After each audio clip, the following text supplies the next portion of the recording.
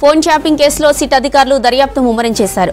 ఇప్పటివరకు రాజకీయ నేతలు, ఇతర బాధితుల నుంచి స్టేట్మెంట్ రికార్డు చేసిన సిట్ బృందం ఐఏఎస్, ఐపీఎస్ల స్టేట్మెంట్ రికార్డు చేస్తున్నారు. సిట్కు వాంగ్మూలం ఇచ్చారు మాజీ సీఎస్ శాంతకుమారి.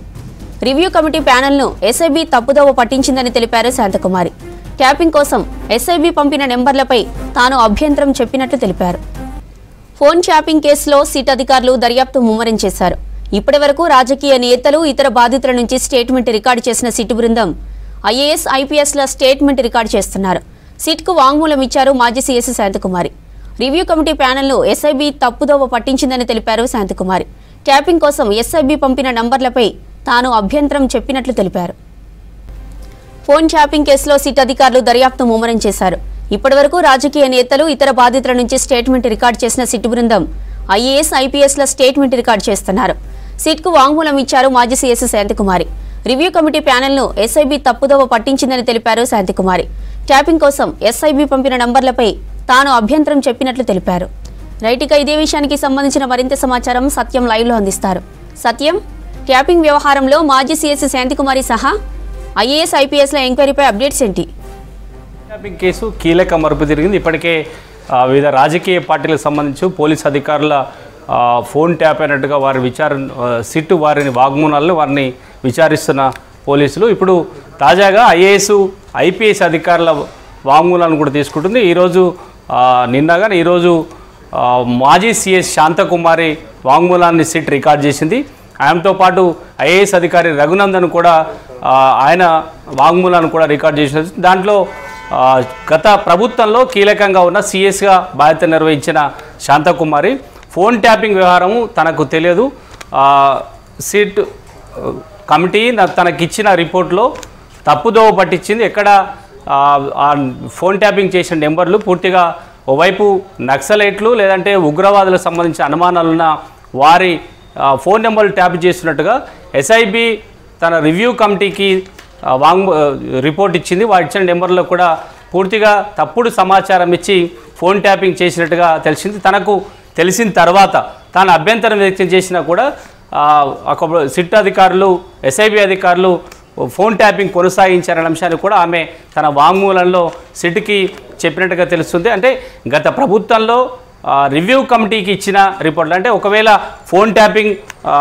ఎస్ఐబి అధికారులు చేయాల్సి వస్తే ముందుగా రివ్యూ కమిటీకి నెంబర్లు ఇవ్వాలి. ఆ రివ్యూ కమిటీలో ఇచ్చే నెంబర్లు ఎవరి అని కమిటీ ముందు చెప్పాలి. కానీ గతంలో ప్రభాకర్ రావు కమిటీ ఎస్ఐబి చీఫ్గా ఉన్న ప్రభాకర్ రావు పూర్తిగా నక్సలైట్లు లేదంటే ఉగ్రవాదులు అనుమానం ఉన్న వారి ఫోన్ నెంబర్లు తాము ట్యాప్ చేస్తున్నామని ఎస్ఐబి కమిటీకి, రివ్యూ కమిటీకి ఇచ్చినట్టుగా శాంతకుమారి ఇచ్చిన వాంగ్మూలంలో చెప్పినట్టుగా తెలుస్తుంది. అంటే పూర్తిగా ప్రభుత్వంలో ఉన్న కీలక ఐఏఎస్ అధికారులకు సమాచారం లేకుండానే ఎస్ఐబి అధికారులు ఈ ఫోన్ ట్యాపింగ్ చేశారనే అంశాన్ని ఈరోజు సిట్కి ఇచ్చిన వాంగ్మూలంలో శాంతకుమారి తెలియజేసినట్టు తెలుస్తుంది. అంటే ప్రభుత్వంలో అత్యంత కీలకంగా ఉన్న అధికారులకు సమాచారం లేకుండానే ఎస్ఐబి ఈ ఫోన్ ట్యాపింగ్లో పూర్తిగా రాజకీయ పార్టీలకు సంబంధించిన వారందరి ఫోన్ ట్యాపింగ్ చేసినట్టుగా శాంతకుమారి ఇచ్చిన స్టేట్మెంట్ తేలిపోయింది. ఇక ఇప్పటివరకు అప్పుడు హైదరాబాద్ కలెక్టర్గా ఉన్న రఘునందన్ రావు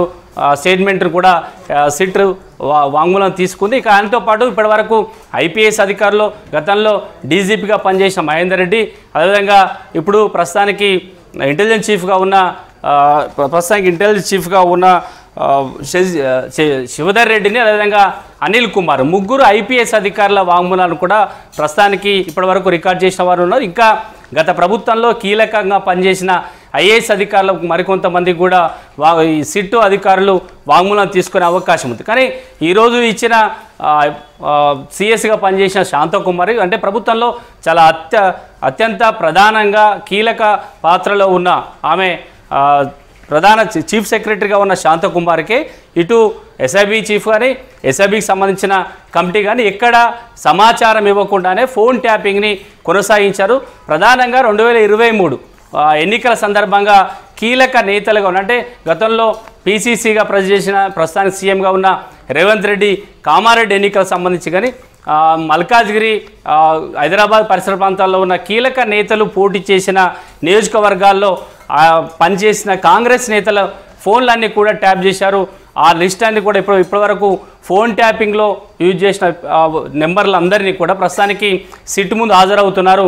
అప్పుడు తమకు కావాలని వెంట ఉండి అంటే మఫ్టీలో ఉన్న పోలీస్ అధికారులు తమ వెంట ఉండే ఎన్నికల ప్రచారంలో ఫోన్లు రికార్డ్ చేశారు, ఫోన్ ట్యాపింగ్ చేశారు అంశాన్ని కూడా ప్రస్తుతానికి సిట్ ముందు చెబుతున్నారు. కానీ ప్రభుత్వంలో చాలా కీలకంగా పనిచేసిన వారికి సమాచారం లేకుండా ఒక సిఎస్ స్థాయిలో ఉన్న అధికారులు, కలెక్టర్ స్థాయిలో అధికారులకు కనీస సమాచారం లేకుండా ఒక మాజీ నక్సలైట్లు ఉగ్రవాదులకు సంబంధించిన ఫోన్లు ట్యాప్ చేస్తున్నామని ఎస్ఐబి సమాచారం ఇచ్చి తనకు సమాచారం లేకుండా ఈ ఫోన్ ట్యాపింగ్ చేశారని ఈరోజు శాంతకుమార్ ఇచ్చిన వాంగ్మూలం తేలడంతో ఈ ఫోన్ ట్యాపింగ్ కేసు మరింత కీలక మలుపు తిరగబోతుంది.